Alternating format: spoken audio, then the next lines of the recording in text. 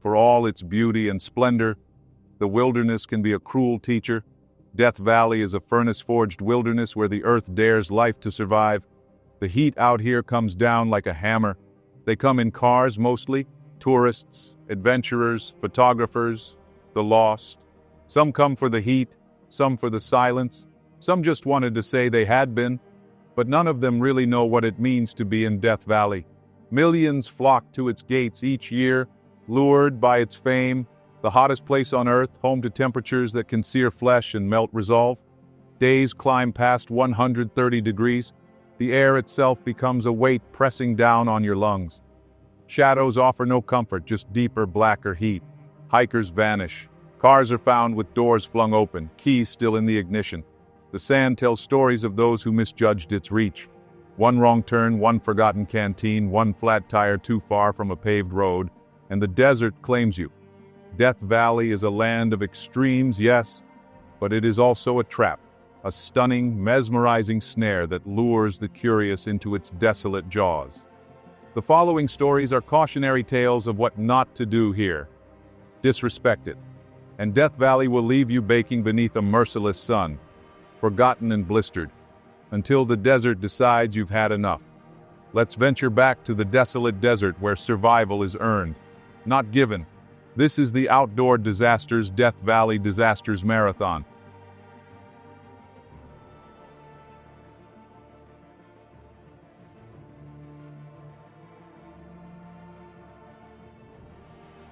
For Alex Lofgren and Emily Henkel, the extremes of the park will show to be hard to overcome. Lofgren and Henkel, both experienced campers, set off for Death Valley with jugs of water, camping gear, and at least one day's worth of food. On April 3, 2021, the couple left Helendale, California, for a routine camping trip in Death Valley. The next day began the biggest nightmare of their lives. Alex was known for camping in remote areas, and Emily grew to love the excursions with her boyfriend. The couple left in the morning with the goal to experience the popular destinations the park has to offer and camping later that night. Alex and Emily's camping excursions usually consist of an approximate area they would like to camp, not a specific campground. Earlier, a park ranger suggested an area that required traveling on a backcountry road which ended up being Gold Valley Road, an unpaved four-wheel drive road that cuts a solitary path through the backcountry of the park. They were driving a Subaru Forester, an automobile built for rugged terrain, so there was little concern that the vehicle couldn't handle the road. Around 5:30 p.m. on April 3, 2021, as they were driving, they heard two loud pops. Emily's heart dropped. They got out of the Subaru and found that the two passenger side tires were punctured by a rock in the road. With only one spare tire, Alex and Emily were stranded in a very remote section of Death Valley, and 22 miles from a main road with no cell phone service. No shade or water in sight, there was nothing of benefit for them to survive. Survival mode kicked in for the couple. They spent the remainder of the evening plotting their escape. Alex and Emily always came prepared for the most part, so they used maps and books to devise a plan for tomorrow. They packed a day pack, liters of water and a couple of bags of tuna each, a survival kit, and anything else of use to prepare for tomorrow's trek. They fell asleep in the Subaru, knowing they needed all the rest they could get for the important day. Alex and Emily woke up at 4 a.m. the next day. The couple decided against hiking the 22 miles they just traveled. Instead, they chose to trek toward Mormon Point. The route they chose was through a mountain pass on a designated trail, with the hope that help would be close by. The path required crossing through a canyon with steep drops. They left a note in the car stating, "Two flat tires headed to Mormon Point, have 3 days worth of water." They fortified the Subaru with many indications they were stranded and laid rocks on the ground in the shape of an arrow, pointing to the direction they were traveling. In the darkness of the desert, they proceed on their mission. The moon was extremely bright that early morning. They knew they were on a life-and-death mission, but at this moment, it felt like any other hike, and were still able to enjoy the scenery Death Valley has to offer. As they reached the trail, Alex gathered some rocks and made another arrow pointing to the direction of their trek. Around 8 a.m., they spotted a geocache, a container containing a logbook, and trade items that can be found on hiking trails. This gave the couple some semblance of hope, knowing the trail is well traveled. They continued down the trail, where the difficulty of the trail increases into a slot canyon. Huge rock walls towered over them. The terrain was rocky. In the geocache logbook, someone mentioned a 70-foot waterfall close by. A mile down the path, they reached the waterfall but had a dire realization. There was no easy way down. As they look over the ledge, it was a solid drop down. This was an established climbing route that required rope and harnesses, something obviously they did not have. They looked around to see if there was any other way down. Unfortunately, there wasn't. It was here they made the decision to forge on. Alex looked to see if there were any boulders that made natural steps down the cliff. Alex proceeded to climb down with Emily, nervously looking on, saying, "No unnecessary risks. One step at a time. Take it easy. Be careful." Alex works his way down the cliff, but he comes to a standstill. Alex yells, "Can't find a way down. I'm going to work myself back up." As he climbs up, Alex yells, "I lost my grip." "What do you mean you lost your grip?" Emily yells. Emily knew this was not going to end well. She looked for anything around to help him up. Moments later, he fully loses his grip. He falls 70 feet down the waterfall as Emily looks on, horrified. She was beside herself. She didn't know what to do. By some miracle, he was still alive. He yelled to Emily to get help. She made a quick and possibly deathly decision. A few minutes prior to the fall, she had seen a potential way down. Alex fell down the right side of the canyon. On the left side, there was a body crack in the rock. It was very steep, but she knew that was her only way down. She knew her life was at risk, but she had to be down there with Alex. Emily manages to get to the left side of the canyon. Her arms gripping both sides of the crack, she makes her way down. About halfway down, there was nowhere else for her to grab on to climb down, with approximately 30 feet left to reach the ground. She drops her backpack in hopes it would break her fall. Emily lets go. She lands on her feet. She snaps her ankle in half. She gets up to do a checkup on herself. To her amazement, the ankle was the only injury she suffered. With adrenaline numbing the pain, her only concern was Alex. Emily makes her way to him. Alex succumbed to his injuries. Alex passed away on Easter Sunday, April 4th, 2021. But Emily was in a dire situation. With her boyfriend deceased, Emily somehow had to gather herself and access the situation. To her despair, she realizes they have fallen onto a cliff midway down. There was another 100-foot drop off the ledge of the cliff. Even without a broken ankle, there was no way out. The day was filled with feelings of despair, guilt, horror, and what-ifs. But she knew these feelings were not going to lift her out of this dire situation. When she woke up the next day, to her dismay, what had happened wasn't a nightmare. This was still real. Her boyfriend was dead, and she was trapped alone on a ledge in a slot canyon with no way out. She gathered herself and took stock of what she had to survive.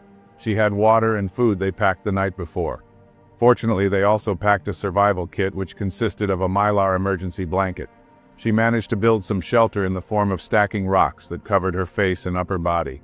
Emily had packed a solar charger, which allowed her to keep her phone charged for the entirety of the ordeal. This allowed her to jot down the thoughts she had. She knew she was at the mercy of the search and rescue teams. But she had hope and wrote every day that they will get out. They will be rescued. But there was part of her that knew the chance of rescue was slim. This was such a remote and desolate place. It was hard to fathom that someone would find them. Although she was in a shaded canyon, she was trapped in one of the hottest places on Earth with Alex's body nearby. Every day around 1:30 p.m., the sun peeked through the canyon and was more vulnerable to sunburn and dehydration. Fortunately, she found a little nook on the ledge that provided some shelter from the direct sunlight for the next 4 hours until the sun moved past the canyon chasm. An hour before the unbearable sun peeked its ugly head, there was a checklist of things she needed to do to make it through the day. The most important item on the to-do list was to make it through the hottest part of the day. The waterfall was more like a running stream and was a vital lifeline. She directed the stream and made a small dam where she could soak her towel and clothes in an attempt to keep her body temperature down. The Mylar blanket was not only useful for keeping her warm at night, but was shade from the sun as well. The blanket was fragile and kept ripping, so she used band-aids from the survival kit to keep it together. She spent nearly an hour every day repairing the blanket. She had to keep the blanket intact. Next to food and water, it would be her most valuable item. and it would provide more value as the days go on. Back in civilization, news of the missing couple reached nationwide, and search and rescue teams scoured Death Valley National Park for days. On Wednesday, April 7, 2021, the entire Death Valley Highway was searched, and every monument and attraction along the route was checked. Alex had entered a backcountry registration log, listing their destinations while they were in the park, and each was checked to no avail. By the time authorities found their car in a remote stretch of the park on Gold Valley Road, the couple had been missing for 4 days. Inside the abandoned white Subaru, the note stating their destination was found. The April 8th discovery marked a turning point in the desperate search for Alex and Emily. They knew where to look for them. It was on this day early in the morning that Emily heard the helicopter propellers in a distance. Emily's mind races. She knew this was it. She sees the helicopter pass over her. It didn't see her. Then she heard the propellers again, and it was louder. She waves the mylar blanket. The helicopter spots it. At last, Emily and the body of Alex were found. The helicopter leaves to Emily's bewilderment. But she knew she was spotted. 1 hour passed, and another hour, and another. At this point, her old nemesis, the Death Valley sun, is looming. So with great disappointment, she returns to the routine she had become accustomed to the past few days. Soak the towel, soak the clothes, sit in the nook on the ledge to hide from the sun. Around 7:30 p.m., Emily is awakened by a similar sound, but on a smaller scale. A bright light beams down at her. A drone was sent to communicate with Emily. She was annoyed at this point and had to endure for another night. The next day, she was hopeful to finally be rescued. She heard the propellers again, this time from Navy Search and Rescue. Rescuers initially attempted a hoist operation to reach the couple, but 2 team members who rappelled down were not able to reach them due to the extreme location. The canyon was narrow, and the wind from the propellers made it a complicated rescue. Finally, after 20 minutes of attempting to rappel, they reached Emily. They strap her into the rescue stretcher and lift her out of the canyon. Emily closes her eyes as she's being lifted up. She couldn't bear to watch. After a little while, she takes a peek and looks around. All she could see is the vast nothingness of beige rocks under her. She couldn't believe how they found her. Emily was transported to a hospital for emergency surgery. She stayed for 6 days. Fortunately, the decision she made to keep her shoes on to prevent the swelling from her broken ankle saved her foot. Shortly after, she returned to her hometown of Cincinnati, Ohio. After serving as a combat engineer and deploying to Afghanistan in 2011, he was medically discharged after 4 years of honorable service. Alex Lofgren received a bachelor's degree in political science from Arizona State University. He joined the district office of Reverend Raul M. Grijalva in 2019 as part of the Wounded Warrior Fellowship Program. He was a caseworker on a crisis line helping veterans in immediate need at the time. Alex and Emily met when she traveled to Arizona for a 1-year volunteer commitment through the AmeriCorps Vista program. She was placed with a nonprofit organization that worked to provide education and resources to employers across the state of Arizona to serve veterans. Alex was incredibly passionate about everything he did, especially when it came to helping veterans on a local, state, and eventually federal level. I always thought he was precisely the missing piece they needed to get things done among the decision makers, with his stubborn and strong-willed attitude, ready to tackle any challenge presented before him. He had a flight scheduled to Washington, D.C., 2 weeks after our Death Valley trip for that exact reason, to meet those that would mentor him, the world his oyster. Not being able to see what accomplishments he would have made will forever remain on my extensive list of what-ifs, Emily stated. Alex's livelihood was making sure every veteran lived the life they deserve by whatever means he could provide. He also understood the healing powers of nature and made efforts to have veterans experience the outdoors. Emily felt a calling to make sure his efforts never end, and now is the president of a nonprofit organization, Veterans in Parks. Not long after the ordeal, Emily learned of his former employer, Congressman Raul Grijalva, that the Alexander Lofgren Veterans in Parks Act was in the works.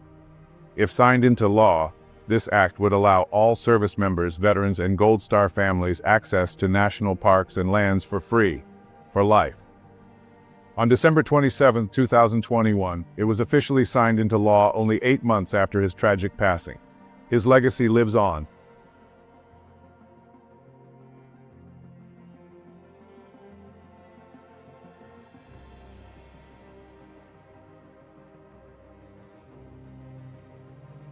For Alicia and Carlos Sanchez, their Death Valley trip would be catastrophic. Alicia Sanchez had spent most of her life caring for others. A traveling nurse from Ohio, she moved across the country wherever her services were needed. But in 2009, she was ready for something else. Time with her son and a little adventure. This summer he will be traveling with me. He is super excited and tells me where he wants to go. It's so funny. He thinks it's so cool that he gets to go all over the US with me, she wrote in a Facebook post. Alicia's life was rooted in movement, Ohio, San Antonio. But in the summer of 2009, she picked Las Vegas, a temporary home base close to the natural beauty of the American Southwest, Zion, the Grand Canyon, and Death Valley. She wanted to take Carlos somewhere unforgettable, so she chose Death Valley. There was something eerie and captivating about Death Valley, a place that defied life and dared visitors to enter its scorched kingdom. For Alicia, it was an adventure for her and Carlos, a chance to break from routine. She packed carefully, 24 16-ounce bottles of water, sandwiches, Pop-Tarts, her little dachshund, and all the casual optimism that often accompanies a road trip. She told different family members varying things about the plan. Some heard they'd camp in the south. Others were told she'd visit the famous Ubeheba crater or Scotty's Castle in the north. At the time, it didn't seem like a big deal, but in the desert, uncertainty can be lethal, and that lack of a firm plan set the stage for a disaster. On the morning of August 1st, 2009, Alicia, Carlos, and their dog headed out to the hottest place on Earth. With no map, she relied on the GPS. Her GPS, trying to offer the fastest route, guided her on the adventure. Carlos had never seen the desert before, and Alicia had always been curious about it. The heat, the stillness, the extreme environment, it drew her in. Using her GPS, Alicia followed its instructions. The turnoff from the paved highway came and went with barely a sign, down a dirt track known as Owl Hole Spring Road. It was barely a road at all, a rough gravel path that wound through the southern edge of Death Valley, brushing against the China Lake Naval Weapons Center. This route wasn't on any visitor map. It required four-wheel drive, and it led nowhere tourists ever went.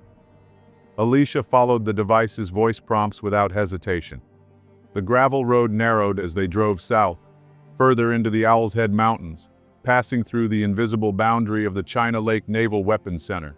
It was rugged land, desolate, burned beige by the sun, and vast in a way that made you feel like you'd dropped off the map. About 10 miles in, the Jeep jolted violently. A rock had slashed the tire wall. Alicia pulled over, sweat already collecting at her temples. Carlos sat quietly in the back seat, fanning himself. Alicia was prepared. She changed the tire quickly. Years of travel had made her self-reliant. She left the ruined tire and a water bottle by the roadside, thinking it might be useful to someone else or herself on the way back. With the spare in place, she pressed on, navigating mile after mile of desolate trail, still trusting the GPS. The road became more treacherous. Eventually, it reached a junction where the trail made a sharp right, a turn clearly marked on official park maps, but the GPS didn't say to turn right. Instead, it suggested a hard left, a path that didn't appear on the map and hadn't been maintained in years. Alicia hesitated. Then, trusting the device over her instincts, she turned left. Within a few miles, the terrain turned rougher, narrower, more hostile. Jagged rocks lined the narrow passage. It was less a road than a memory of one. And then, the Jeep lurched violently and sank forward, the front wheels swallowed by a collapsed animal burrow, a hidden hole impossible to see until it was too late. Alicia gunned the engine, rocked the wheel, but it was no use. The Jeep was stuck. They were stranded. It was mid-afternoon. Temperatures were already nearing 120 degrees, and there was no cell signal. She and Carlos would wait by the car. They had water. They had food. Help would come. It had to. The sun bore down like a punishment. Temperatures hovered around 115 degrees. The car offered minimal relief, but for the time being they had gas and used the air conditioner sparingly. Alicia rationed the water carefully. A few sips for herself, a few for Carlos, and a bit for the dog. The sandwiches were still fresh in their cooler, the Pop-Tarts a treat for later. She still believed they'd be found soon, maybe even today. Carlos was still in good spirits. He played with the dog. Alicia made up stories to keep him entertained. That night, they curled up in the back seat, trying to ignore the creeping fear neither of them could voice. They stayed close to the Jeep. That night, the desert cooled quickly, and Alicia bundled Carlos in blankets from the trunk. The next morning, she knew she had to take action. Alicia tried climbing a nearby ridge to get a signal on her phone, but it was no use. No bars, no towers, just silence. From the top she could see for miles. Endless ridges and valleys in sun-bleached desolation. No roads, no people. Carlos was tired but still hopeful. He played with the dog and munched on Pop-Tarts like it was an unusual camping trip. Alicia kept smiling for him, but inside, panic was beginning to grow. They were going through the 24 bottles of water fast, even with the air conditioner running. She gave Carlos the lion's share and told herself she could handle less.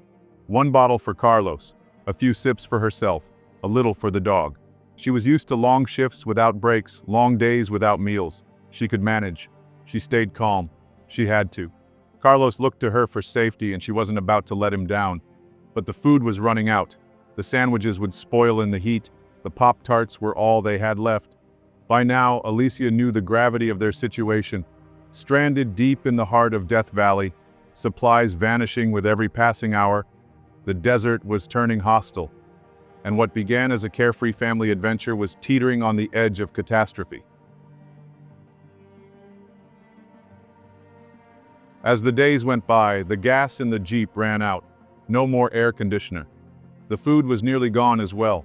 The dog was panting profusely, and Carlos had become quiet now, lying down more often, sweating despite the shade of the car. His skin felt hot to the touch. Alicia forced herself to try the ridge again, climbing higher this time, shoes slipping on loose rocks. Still nothing. No signal. She screamed until her throat was raw, but the desert answered only with wind. When she returned to the car, a feeling of dread consumed her as she looked at her son. At first it was the vomiting, sudden, violent draining what little strength he had left. Sweat poured off his small body in waves, soaking his shirt, beading across his forehead, only to vanish into the scorching desert air. His skin was burning hot, his breathing shallow. Alicia recognized the signs immediately. As a nurse, she'd seen hyperthermia before, but never like this, never this personal. Children are especially vulnerable. Their bodies heat up faster, and they're less equipped to cool themselves down. Even with the bulk of their remaining water going to him, it wasn't enough. Out here, it was never going to be enough. Death Valley isn't just hot, it's oppressive, the kind of heat that seeps into your bones and drains the will to move, to think, to survive. It didn't matter how careful Alicia had been. The desert was taking over now, and Carlos was slipping away.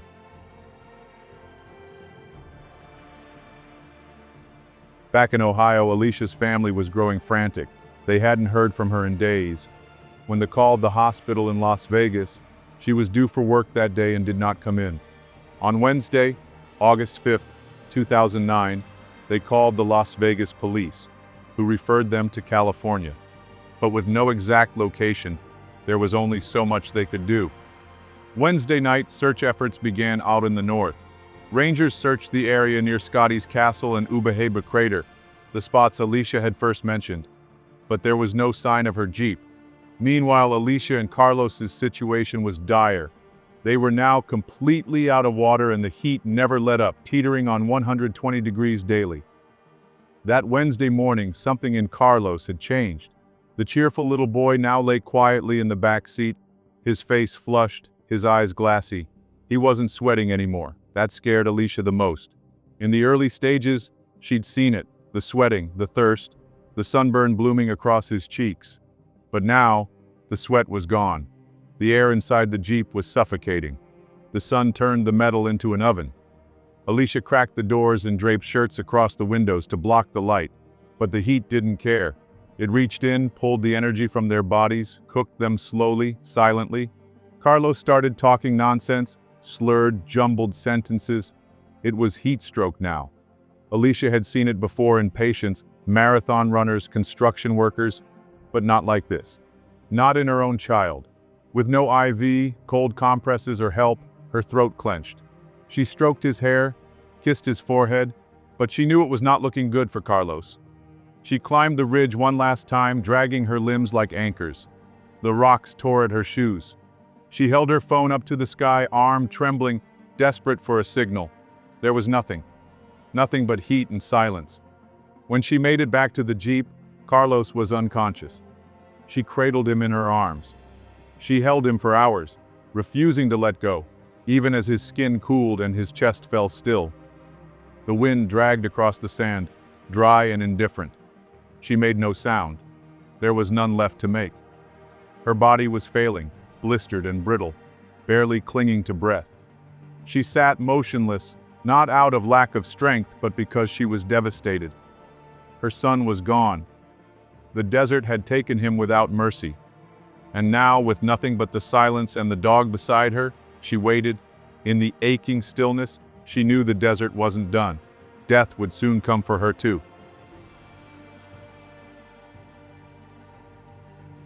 Thursday morning, the search expanded. A rescue helicopter from China Lake was deployed. Rangers scanned vast areas of desert. Search and rescue teams were mobilized.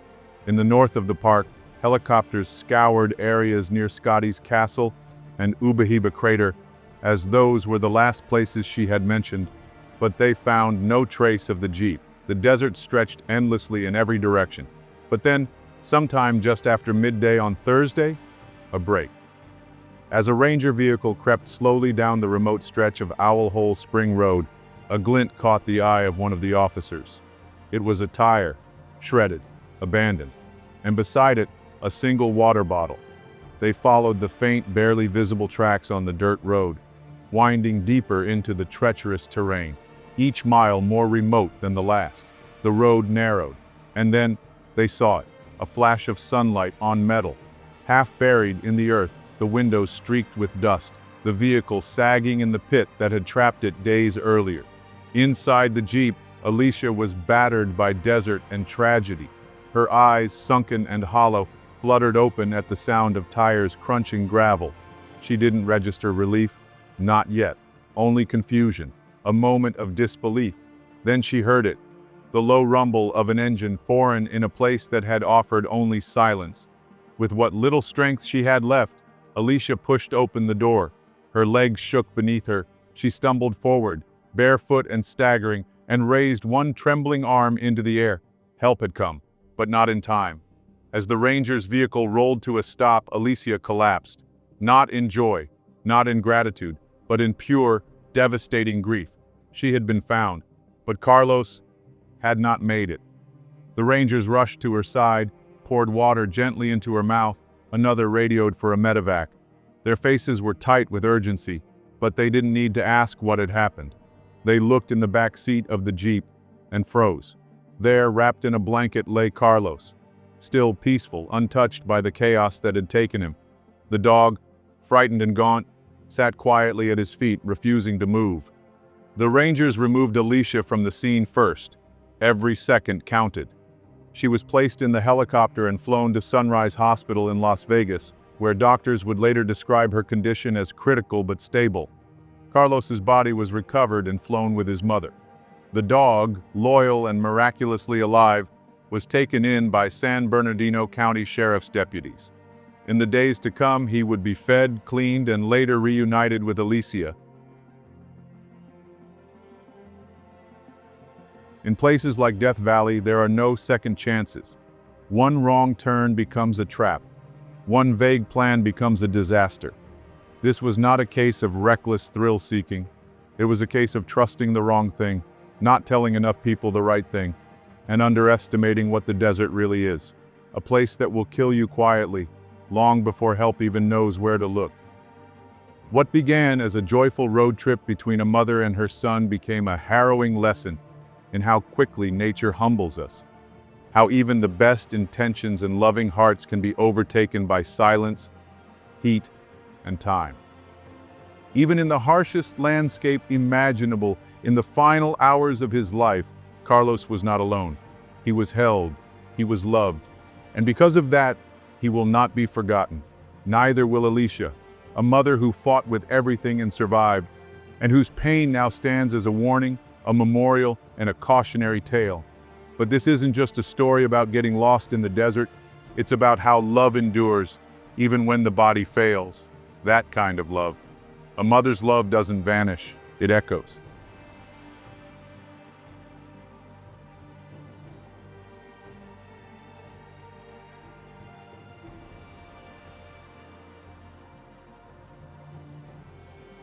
For one German family, Death Valley would be their final resting place.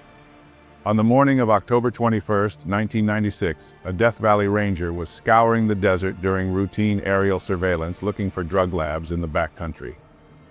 Around 11 a.m., he saw something unexpected, a vehicle in the wash of Anvil Canyon, approximately 2 miles downstream from Willow Spring, the head of Anvil Canyon. This was extremely odd for several reasons. There wasn't a real or legal road down Anvil Canyon any longer. The second piece of oddness was that the vehicle appeared to be a standard passenger van. While Anvil Canyon could still be traversed by a competent four-wheel drive vehicle, a two-wheeled passenger van was totally inappropriate and couldn't be expected to get far in that canyon. It was a green, 1996 Plymouth Voyager van with California license plates. It was covered with considerable dust as if it had been out there for some time. The van was clearly stuck in the wash, sunk up to its axles in the sand, with its 2 rear tires flattened and its left front tire also flat. Tracks left in the sand by the van suggested it had been driven at least 200 feet with flat rear tires. The van was locked, with no sign of the owner. The ranger noted the license number and reported it back to the Death Valley headquarters. A quick check on the license plate with the California Highway Patrol revealed the vehicle was reported stolen by the Los Angeles Police Department on September 10, 1996. This was the beginning of an intense investigation and search for the owner of the vehicle. The vehicle, owned by Dollar Rent-A-Car, had been rented to a group of 4 German tourists in Los Angeles on July 8, 1996. The vehicle had been due back to the rental agency in Los Angeles on July 26, but had never been returned. Heike Weber had reported her ex-husband Egbert Rimkus, 34, and their son Georg, 11, missing. They traveled with Egbert's girlfriend Cornelia Meyer, 28, and her 4-year-old son Max. They rented the minivan in Cornelia's name on July 8, 1996, after flying from Germany to Seattle and then to LA. They missed their flight from San Francisco back to Germany on July 26. Investigators now knew who to look for. After searching the minivan and finding numerous items to investigate their whereabouts before, and possibly after they abandoned the minivan, they explored San Clemente, where the family had stayed, and the California coast, where they were planning to be. At some point, Egbert had $1,500 wired from his bank. Then they went to Las Vegas, where they stayed at the Treasure Island Resort. At this point, Egbert reached out to his ex-wife to borrow money, but she did not loan him any. On July 22nd, they continued on to Death Valley. Receipt records at the Furnace Creek Visitor Center show that on July 22nd, 2 copies of Death Valley National Monument Museum in German were sold.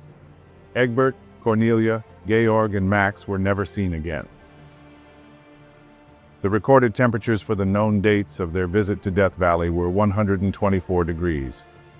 The temps in Anvil Canyon were cooler due to the higher elevation, but the area is remote and all of Death Valley is unforgiving, so the temperature difference likely didn't matter much.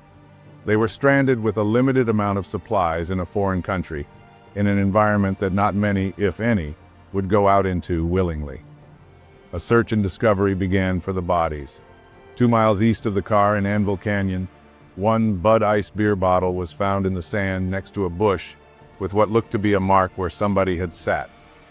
Day 2 of the search, October 24th, brought additional teams and expanded the search area. Areas searched this day included more of Anvil Canyon, portions of Warm Spring Road in Butte Valley, Mengel Pass, the area adjacent to Warm Spring Road between the canyon mouth and West Side Road, and from the van location easterly to the head of Anvil Canyon at Willow Spring. There were also 2 helicopters involved this day, both for searching and shuttling supplies and searchers. There were 2 more days of searching the surrounding area before the search was eventually called off, and the family was presumed dead. Some German canteens had also been found 3 miles southeast of the van, but the exact location couldn't be determined, as the person who retrieved them never returned calls when contacted. This was truly a massive search performed by very competent search teams. There were over 45 searchers in the field, and 2 helicopters in the air at any given time, and 8 horses on the ground. It was estimated by a Death Valley spokesperson that 250 people were involved in the search at one time or another. Time went on, and formal searches ceased. The mystery of the Death Valley Germans became a phenomenon on the internet, and numerous theories were formulated by independent sleuths. The most popular theory was the Germans staged the incident to disappear and start new lives. This was given some momentum by Egbert's ex-wife, saying there were custody issues with their son. Also, co-workers of Egbert stated he talked about moving to Costa Rica, but staging a disappearance in a dangerous and remote environment like Death Valley in summer seemed highly unlikely. Further, Cornelia had a thriving business back in Germany and had no reason to disappear. Many believed there was a criminal element behind their disappearance, but Egbert's bank cards were left in the van and not taken. No activity was ever recorded on Cornelia's cards.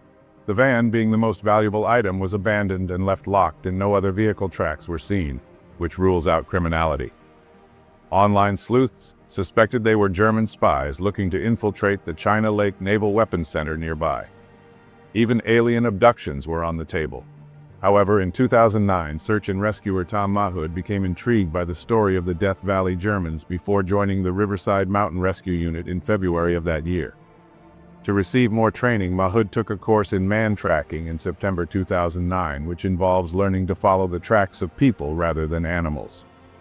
The course would be headed by China Lake Mountain Rescue Group in the Death Valley area, which was involved in the search back in 1996. This was a great opportunity to ask more about the Germans' case. The missing Germans struck me as a case that simply had to have more to it, Tom stated. After pulling some strings and getting some detailed evidence and information from the investigation, he possessed all the information he was likely to obtain for the case. It was now time to head into the field and investigate. On Tuesday, October 27, 2009, Tom Mahood started his field investigation. The first field recon was a solo trek. With the GPS coordinates, he made it to the van's location. He marked off the approximate outline of the van with flags and took photos to match those in the Death Valley investigators' report. As I climbed up on the bank of the wash to the south to take overall pictures, it suddenly struck me that Egbert probably did the same thing and was at the same spot on the bank to get an overview of where they were. It was a very eerie feeling, Tom stated. He hiked around the area, coming upon the bush where the beer bottle was found. Covering a total of just over 12 miles that day, he explored numerous landmarks and tried to put himself in the mind of Egbert and what led him astray. 2 days after his trek, as Tom was looking over a map of Death Valley at home, Mahood had an epiphany. I suddenly saw a way the Germans could have ended up in Anvil Canyon through a series of reasonable, honest mistakes, and why they might have set out for the south. I was also acutely aware that I might have done exactly the same thing were I in their situation. Is this in fact what happened? No one can know for sure, but it offered an explanation for their apparent actions and fits the known facts of the incident very well, he stated. Tom Mahood concocted a theory of what happened to the Germans that led to their death. This theory would lead Tom to search in areas that were ignored in 1996. Their rental van was due back in Los Angeles on July 26th, and they were returning to Germany the next day, the 27th. They may have been low on funds. The official reports indicate Egbert had some trouble getting money transferred to him earlier in the trip. He later requested additional money from his ex-wife in Las Vegas. This didn't occur, so money was perhaps an issue as they planned to travel to Yosemite via Death Valley.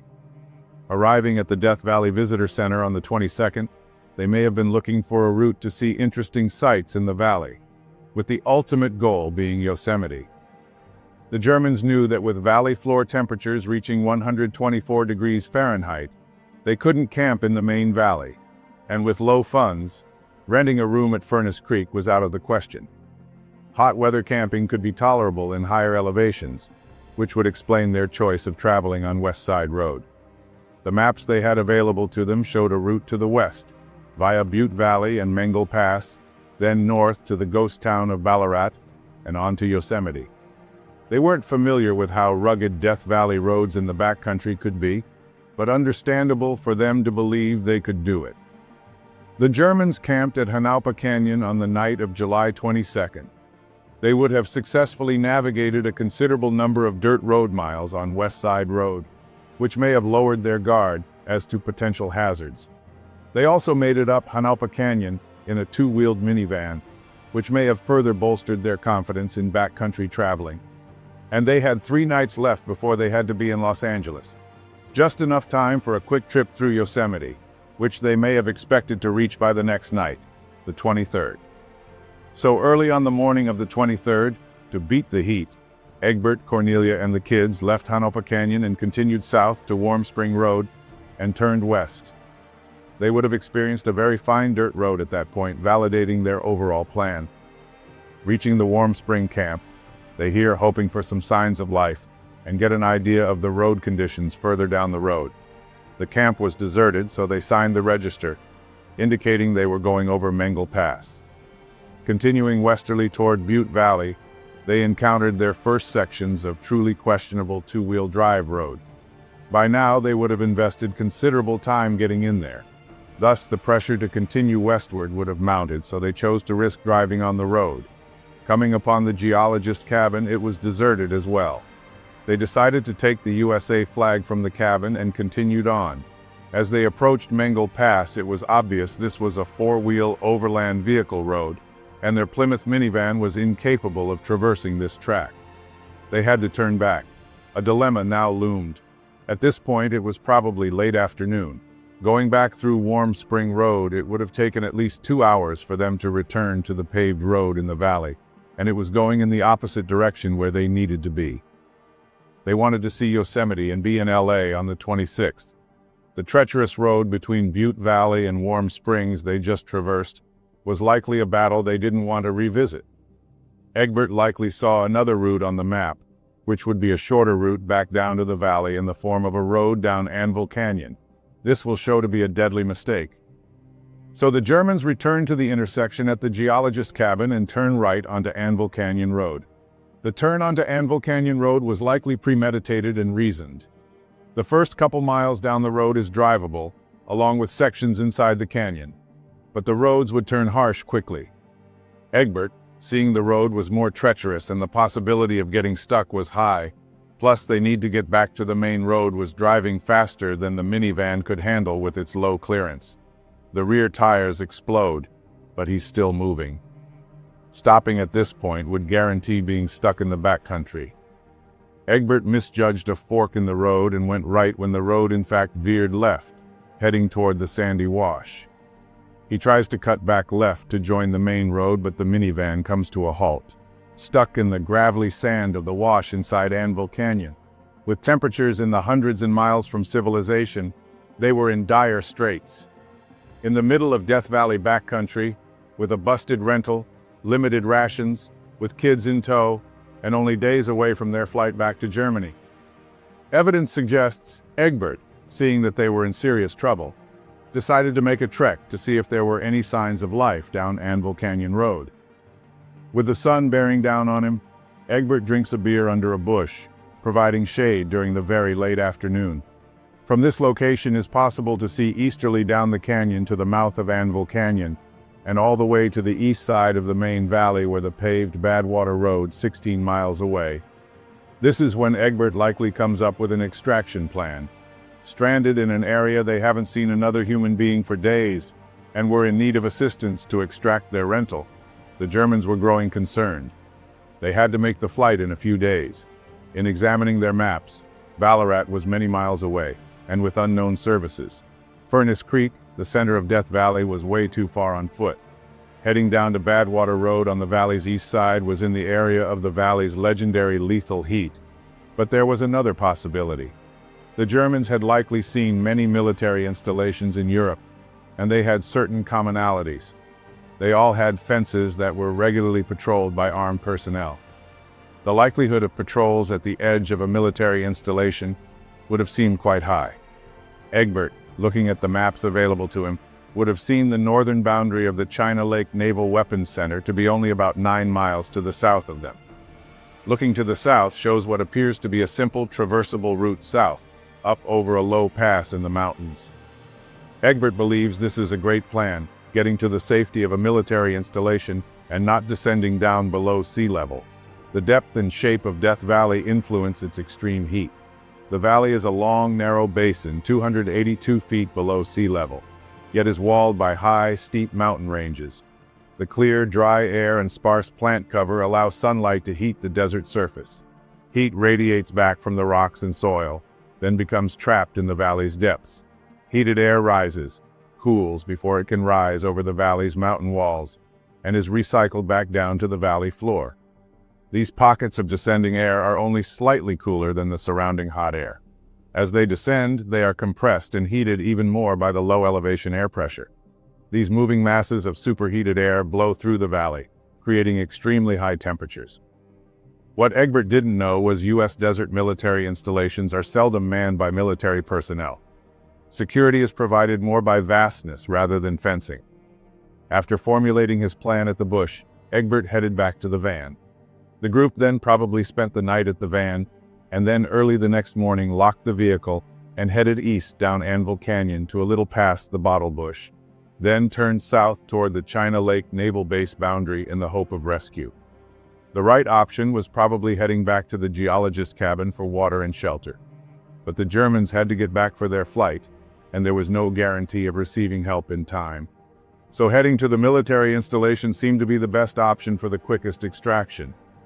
So Egbert Rimkus, his son Georg, Cornelia Meyer, and 4-year-old Max set off down the canyon road to their impending doom. With this plausible theory in mind, on November 11, 2009, Tom Mahood and friend and colleague Les Walker went searching for the German family and set out to Death Valley that morning. From the Bottle Bush, they headed south in the direction Tom believed the German may have trekked. With no luck the first night, they camped and spent a cold night in Death Valley. Early that morning, they woke up and decided to split up to cover more area, keeping in contact via radio. Sometime later, Les contacts Tom to inform him he found a wine bottle. Then he radios again to inform him he found a piece of a daily planner in German. As he arrives at the scene, Mahood clearly sees skeletal remains. Les finds Cornelia's wallet. Upon further search, they found more bits of a daily planner in German as well as business cards from places that they had visited on their trip to the States. They found one empty bottle that, when formally collected and investigated, was determined to match the other bottles investigators found back at the minivan in 1996. They knew this was enough to give to authorities, so they rushed back to the truck and floored it back to Furnace Creek before it closed at 5 p.m. They reached their destination and informed authorities of what they found. They brought Cornelia's wallet with them as confirmation. They were put on the phone with an Inyo County Sheriff's Office investigator to answer some questions, and were requested to stay overnight to aid investigators in the morning. The next day, they were directed to an airfield where Inyo search and rescue personnel, officers from the Inyo County Sheriff's Office, an FBI agent, and a Seahawk helicopter were awaiting them. They flew to the site where authorities collected the evidence at the site. Later on, after DNA analysis of the skeletal remains, they were able to ID Egbert and Cornelia. On December 6, 2010, Inyo County sheriffs found remains that seemed to be of a child or children, as well as some small shoes, but not enough DNA to positively connect them with the children. The case was essentially closed, and the fate of the Germans was put to rest. The following theory is a hypothetical scenario of how the Germans' last days may have gone. making the trek south of the van toward the military installation. What was thought to be a somewhat easy hike is not the case. They're higher in elevation, but it is still a scorching 100 degrees with no shade from the Death Valley sun. Kids suffer from the heat faster than adults, so it's really taking its toll on Georg and Max. They can't go on any longer. Egbert, seeing his family suffering, sees a small bluff up ahead. They walk towards the bluff and settle down. The small overhang provides some relief from the beating sun, but it's still hot, and they had nothing but alcohol, a few snacks, and a couple of bottles of water. Egbert tells Cornelia he's going to the military installation, and for them to stay put, and he'll be back with help. Although he's exhausted, the rest and shade help some. He drinks a beer and continues the next 4 miles to the base. Egbert arrives at the military installation and sees no one is around. Devastated, Egbert turns around and arrives back at the bluff to see his family in despair. But he's way too exhausted to go anywhere and flops down next to them. So the family settles down for the night, hoping that rescue may come. But they're in a remote part of the valley where traffic is rare. Egbert knew unless a plane flies over or maybe an off-roader comes by, the chances of rescue were slim. No one knew where they were. Max was not in good shape. While deserts are notorious for cold nights, a summer in Death Valley sees only a drop into the mid-80s during the night. As the sun arises, comes the extreme heat as well. Egbert and Cornelia give all the rations and the rest of the water to the children, but it's not enough. They now only have wine to drink. The children may not make it through the day if a rescue does not come. The butte only provides some relief for part of the day, so the sun is bearing down on the family. The first stage of hyperthermia begins. Sweating can no longer keep their bodies at a manageable temperature, then heat cramps. When sweating ceases, bodies start to swell and muscles start to seize. For Max and Georg, the process to die of heat stroke is snowballing more quickly than for Egbert and Cornelia. Then heat exhaustion. You start to feel lethargic and cycle in and out of alertness. And last comes heat stroke. Cycling in and out of consciousness, there's often an altered mental state. At this point, some people are no longer aware they're in pain or discomfort. The cells in vital organs start to swell, they burst and die. Infants and children up to 4 years of age and the elderly 65 years of age and older are the most vulnerable to heat-related illness. This process happens quickly, sometimes within 2 or 3 hours. The first one to perish is Max. Cornelia is devastated and Egbert is rife with guilt and shame. It was his idea to take this route, and now Cornelia's son is dead. With any energy they had, they dug out a small grave, not too deep because they were exhausted, and buried Max. Egbert is now worried about Georg. He's 11, so hasn't succumbed yet, but he's not looking good. The night comes and Egbert and Cornelia do everything to comfort him, but they know this may be their final hours. The three make it through the night, but the heat does not let up. All of them are suffering, looking for anywhere to lie down away from the sun. Georg has now passed on. Egbert, with the last of his energy, grabs his son and apologizes. Egbert has now lost all will to live. Since he used a lot of energy to go to the military installation and gave most of the rations to the others, he's now on his last legs. Hours later, Egbert passes on as well. Now Cornelia is left alone. She's laying down and doesn't have the energy to react to Egbert's passing. She knew she was next. It was still scorching, alone, with 3 dead bodies around her. With the unrelenting heat bearing down on her, Cornelia takes her last breath. With the evidence of the skeletal remains, along with the Mahud theory and no signs of foul play, it's the logical conclusion the Germans died of heat stroke under the small bluff. Likely they suffered for a few days after being stranded in Death Valley.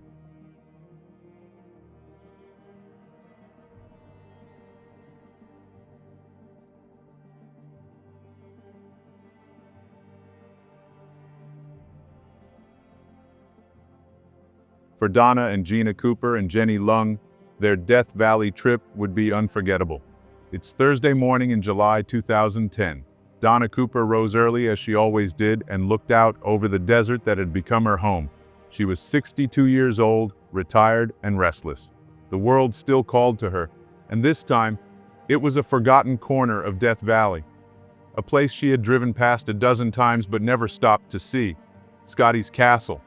A Spanish-style mansion from another era, an oddity in the middle of the most godforsaken land in America. It was as good a place as any, for a day's adventure. Her daughter Gina, 17, and Jenny Long, 19, a visiting student from Hong Kong, were game to join her. Jenny had been living with Donna in Pahrump for the summer, a guest who had quickly become like family. They had already crisscrossed the West, standing on the edge of the Grand Canyon, watching the fog roll over San Francisco Bay and walking the streets of Los Angeles. Now it was Death Valley's turn under a brutal, indifferent sun. They left before noon, their spirits light, the Hyundai accent humming along the open road. Donna had driven these highways countless times. She knew the feeling of heat pressing in through the windshield, the way the air conditioning struggled against it. She knew that water was more precious than gas out here, and that mistakes could be costly. But this was a simple trip, an afternoon outing, no cause for worry. They reached Scotty's castle by 1 o'clock and spent 2 hours wandering its halls, listening to stories of a long-dead dreamer who built an oasis where no man should have. The walls were thick, the air inside cool, but outside the heat bore down on them like an iron hand. As they left the parking lot of the castle, Donna spotted a weathered sign for Racetrack Playa, a place she had heard about, where the stones moved on their own across the cracked mud, leaving long, ghostly trails behind them. She had always meant to see it. "I've always wanted to check that out," she said, shading her eyes from the glare. Gina and Jenny exchanged glances, then shrugged. Why not? That was the kind of trip this was. No plan, no schedule, just the open road and the wide, empty sky. With her trusty GPS device, she plugged in the destination. But Death Valley has a way to play tricks on you, especially if you rely on GPS. And today, it was leading them into a death trap. Gina took the wheel. She turned the car west on Route 267, then south onto the dirt road. The pavement ended, and the world became dust and rock, the temperature rising with every mile. A small metal box swallowed by the vastness of Death Valley. The heat pressed in harder now. It was past 125 degrees. The air outside could burn skin and blister the inside of a lung if a man breathed too deep. But inside the car, the engine hummed, the AC fighting to keep them cool as the women pressed on. After an hour, they came to Tea Kettle Junction, the infamous sign that led to the Racetrack Playa with old tea kettle left by fellow travelers hanging from the sign. But the sign indicating the way to the racetrack was unclear. Gina turned left. 10 miles passed. The racetrack was nowhere in sight. She tried to reverse course, but they were soon climbing into the high country. "Let's ask Nell how to get back to Scotty's castle," she said, referring to the GPS device she'd named after her mother. She pressed the buttons. The screen flickered. The signal searched. But out here, in the belly of Death Valley, the world had no answers. Donna gripped the wheel, her knuckles pale against the sun-darkened skin of her hands. The machine's voice filled the cabin, calm, sure of itself. "Drive 550 feet, then turn right on unnamed road." The road was a memory of a road, a scar on the land where no man should travel. "Turn left, then drive 1 mile." The track narrowed, the ruts deepening. The world outside was empty. No markers, no signs, no way to know if they were moving forward or slipping further from salvation. "Turn right, turn left." Recalculating. The voice droned on, oblivious. Donna clenched her jaw and followed its commands. Circles, zigzags, dead ends disguised as roads. Gina pressed her head against the seat, eyes shut tight. She fought the nausea, but it clung to her as relentless as the heat. Beside her, Jenny sat stiff and silent. Her lips were cracked, her hands tight in her lap. Since arriving in America in May, she had seen the wonders of the world. Florida's beaches, the Grand Canyon's vast chasm, the cold fog of San Francisco. This was not wonder. This was something else. The car was cool, the air conditioning humming, but Jenny felt the dryness creep into her bones. She looked down at her hands, at the skin stretched taut over them. Her tongue felt thick in her mouth. The water was almost gone. 3 of the 4 bottles were empty, their plastic shells rattling at her feet. Donna handed her the last one. "Drink," she said. Jenny held the bottle, weighing it in her hands. She knew what was left. Not enough. She unscrewed the cap, lifted it to her lips, let the plastic press against them, but she did not drink. Instead, she tilted the bottle back, just enough to fool Donna, then screwed the cap on tight. Outside, the shadows stretched long, but the heat did not fade. The sun had burned the land all day, and now the earth threw it back up, hot and merciless. The road stretched ahead, endless and empty. Sand, scrub, rock, the land of the dead. Gina pressed her phone to her ear. Silence, no signal. Jenny tried, nothing. Donna too. The bars never appeared. They took stock, a quarter tank of gas, enough to get them somewhere. If only they knew where somewhere was. 1 bottle of water, 2 apples, a bag of chips, mostly crumbs, some cookies. In the back, blankets, sweaters, extra shoes, a tool kit, a first aid kit. The sun sagged lower, the sky bruising at its edges. The night would come, but relief would not. The heat would linger, pressing down, thick as wool. Donna kept driving. There was nothing else to do. Donna inhaled deeply, then exhaled the fear that had been rising in her chest. She had survived worse than this. A wreck in her 20s had left her shattered and bedbound for weeks. A sickness in Haiti earlier that year had nearly killed her. She had brought 8 children into the world and raised them with her husband through hardship and lean years, and the trials that came with them. She was no stranger to trouble. But this was different. There were 2 young lives depending on her now. Jenny was far from home, trusting her to get them out of the desert alive. The sun dipped low, stretching long shadows over the cracked and endless land. The GPS, unshaken, kept leading them forward. Turn right, drive 2 miles, continue straight. Around 8 p.m., Nell's robotic voice guided them into a rock-rimmed dead end. The car idled, its headlights spilling across jagged boulders and dry brush. Gina scanned the landscape, then pointed. A faint trail snaked downhill through the scrub, half swallowed by the dust. It looked like a road or what was left of one. They had no better option. Donna threw the car into reverse, backed out, and followed the trail, letting gravity pull them onto smoother ground. The land opened up again. They rounded a bend, passing a dried-up salt lake that shimmered faintly under the dying light. Then, a shape, man-made, out of place, a mailbox. Donna slowed, heart kicking against her ribs. She stopped, pulled the door handle, and stepped out. The heat hit her like a slap, but she ignored it. There was a note inside, scrawled in a hurried hand. "Sorry we missed you. Stop by sometime. We are under the big trees." Someone had been here, maybe not long ago. She looked farther ahead. A wire fence, a padlocked gate, a stand of trees, the only sign of life for miles. "Let's see if anybody's back there," Gina said, already reaching for the door handle. Donna shook her head. "We can't waste time. We're on a good road now. We're going to find our way out." The road climbed as Nell instructed, winding into the barren mountains. Rocks, dry and jagged, framed the road like teeth. Gina twisted in her seat and looked back. Behind the trees, she thought she saw something. A roof, a structure, something man-made. She opened her mouth to say so but hesitated. The light was fading, the sun bleeding into the horizon. They had gone too far to turn back now. Back home in Pahrump, Charlene Dean sat at Donna's kitchen table, sipping coffee, not yet worried. She had known Donna for years and had seen her make last-minute changes, take detours, and disappear on unplanned adventures. Donna had a way of doing things her own way, and Charlene, boarding at the house in exchange for house-sitting, wasn't concerned. Farther away in Florida, Roger Cooper sat by his daughter's bedside. He had flown out to help Sky through her gallbladder surgery. He too was used to Donna's independence. She was always on the move, always exploring. But Sky, groggy from painkillers, kept pressing the phone to her ear, waiting. The silence unsettled her. Meanwhile, Donna drove on mile after mile until the gas gauge inched toward empty.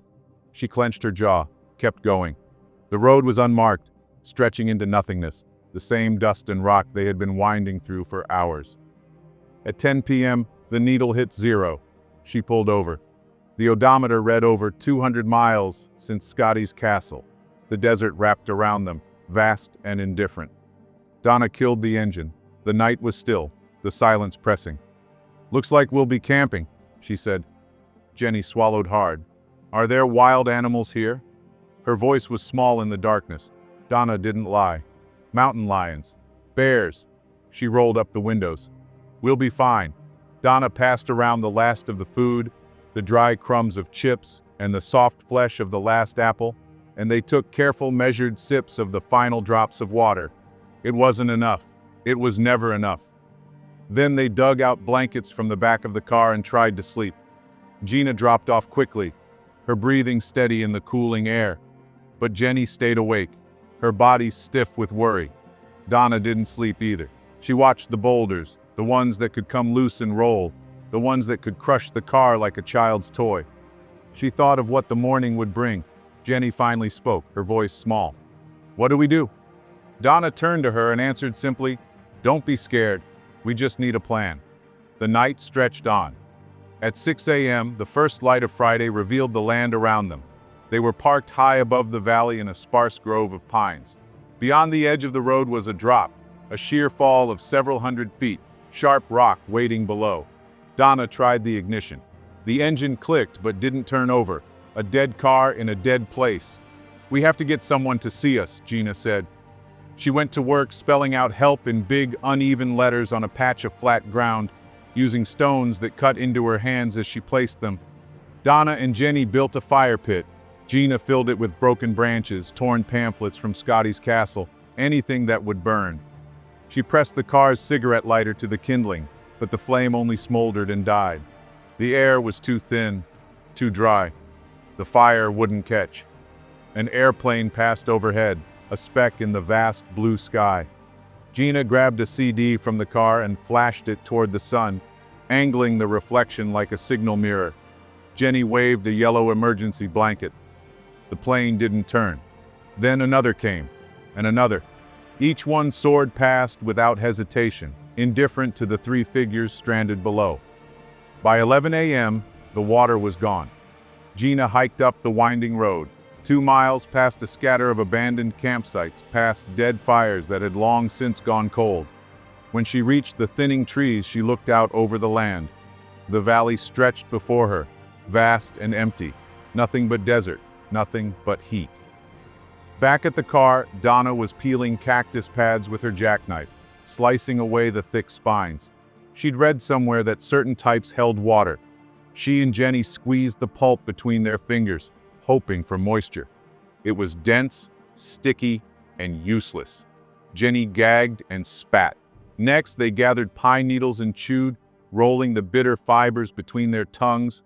Donna knew they contained moisture, but it wasn't enough to quench anything, only to remind them how dry they were. They were digging for roots when Gina returned. "We have to go back. That place where we stopped yesterday," she said, breathless. "How?" "The car won't start," Donna asked. Gina told her to try it again. Donna closed her eyes and turned the key. The engine roared to life. They stared at each other, stunned, then scrambled inside. Donna gripped the wheel and punched the gas, hurtling down the mountain road. At every dip, she stomped on the accelerator, building momentum for the next rise. If they stalled now, it would be over. The flat stretched before them, the salt flat on their right. Then at last, the locked gate came into view. They saw it at the same time and let out wild, choked cries. They left the car and ducked under the wire fence, the ground scorching their sneaker soles as they walked up the long dirt driveway. Heat radiated from the earth, from the metal gate, from their own skin. The trees parted, and there it was, a cluster of trailers circling a freestanding wooden porch. They called out. No answer. The trailers were locked. They knocked. Silence. Donna moved behind the largest trailer and found it, a garden hose, dry and coiled, but attached to a spigot. She turned the knob. A shudder, a groan of rusted pipes, and then it came. Water. Hot, stale, metallic, but real. The three of them fell to their knees, drinking greedily, gulping it down even as the heat scalded their tongues. Then they collapsed onto the wooden porch, their bodies too weak to do anything but let sleep take them. When they woke, Gina fetched the toolkit from the car. She unscrewed the hinges from the big trailer's door, but it wouldn't budge. Then she grabbed a crowbar and pried a padlock off a smaller one. The door creaked open, the stale air rushing past them. Inside they found the jackpot: cans of chili, beans, instant ramen, cranberry oatmeal, half a box of spaghetti. Not much, but it would do. Then they found the beer, 8 half cases stacked against the back wall. Donna ran the numbers in her head. The food would last only a few days. The beer, if rationed, could stretch 2 weeks. 2 weeks to survive if they could outlast the heat.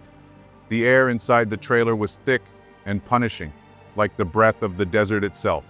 The walls radiated heat, turning the space into an oven. They dragged the mattresses from the bunks and hauled them onto the porch, where the air was only slightly cooler. Donna cracked open the cans of chili and beans.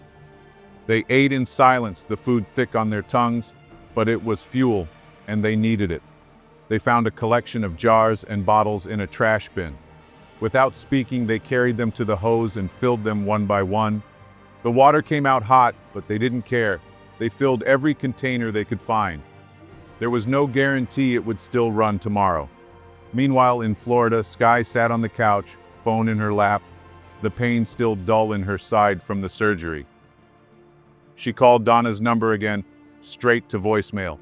She checked Facebook, no posts, nothing since before the trip. Her gut tightened.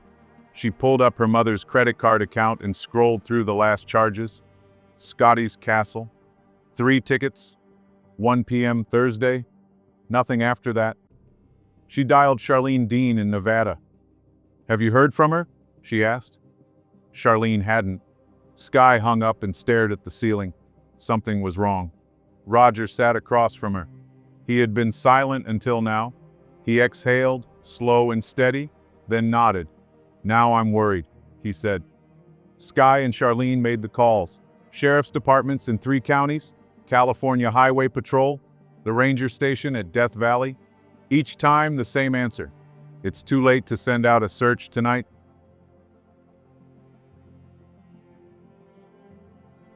Back at the trailers, night fell hard and fast.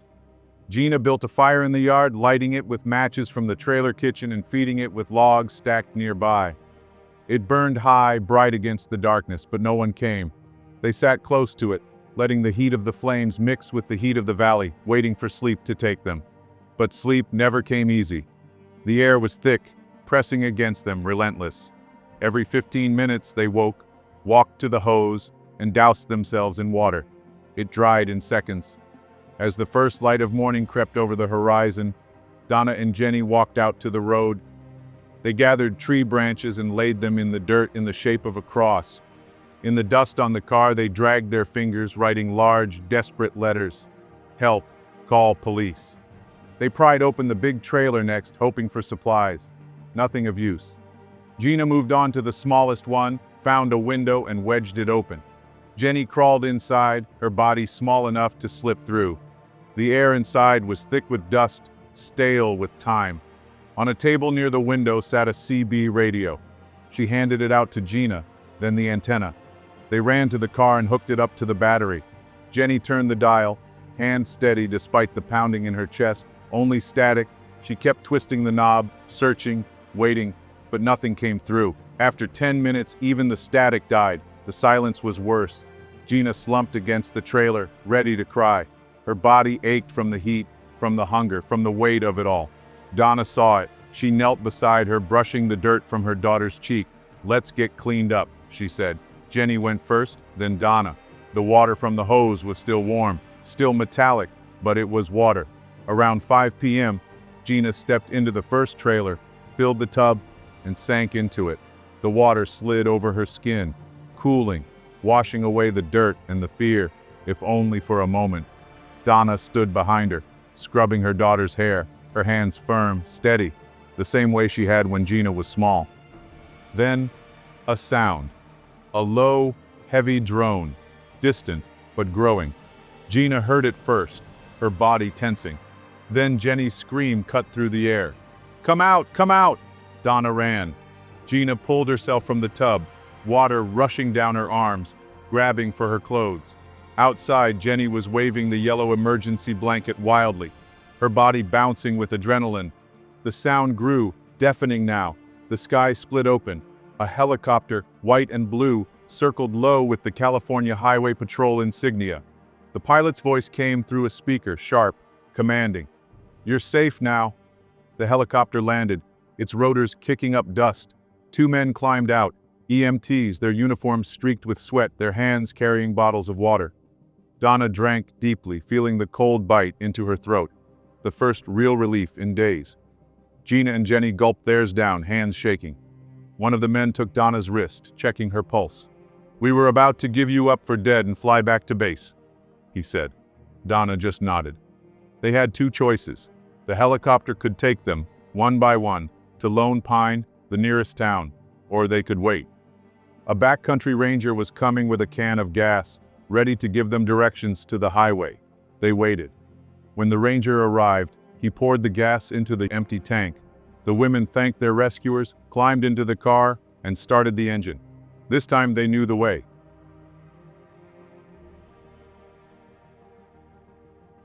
Getting lost gave Gina and Jenny a kind of direction. Inspired by something one of the helicopter rescuers had said, Gina enrolled in nursing school. Jenny went back to Hong Kong after the ordeal, but not for long. She returned to the US, moved in with the Coopers, and attended college nearby. As for Donna, the desert still calls to her. It always will. She thinks about the heat, the silence, the long stretches of nothingness. She remembers the weight of the key in her hand the moment the engine roared back to life, and she smiles. "Never for a second did I doubt we wouldn't make it out of there," she proclaimed. After the ordeal, while filming for a segment for 2020, the women were reunited with their rescuers.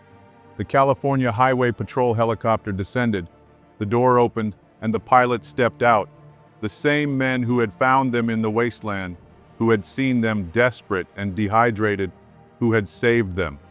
Donna moved first, crossing the distance with quick steps, throwing her arms around the first pilot.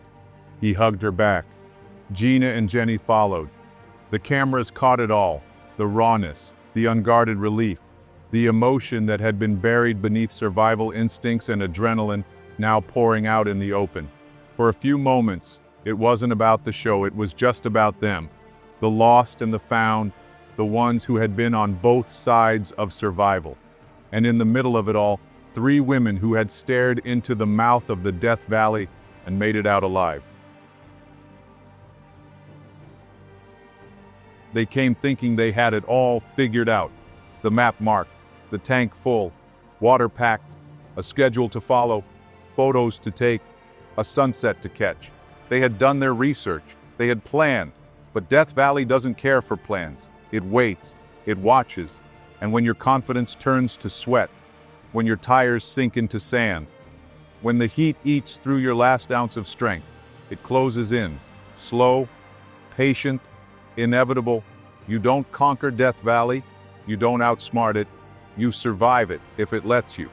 Here, the earth is raw and indifferent. The views are breathtaking, sometimes literally. The danger is not always dramatic, but it is constant. For all its grandeur, Death Valley is a cathedral of survival, and not all who enter find their way out of an outdoor disaster.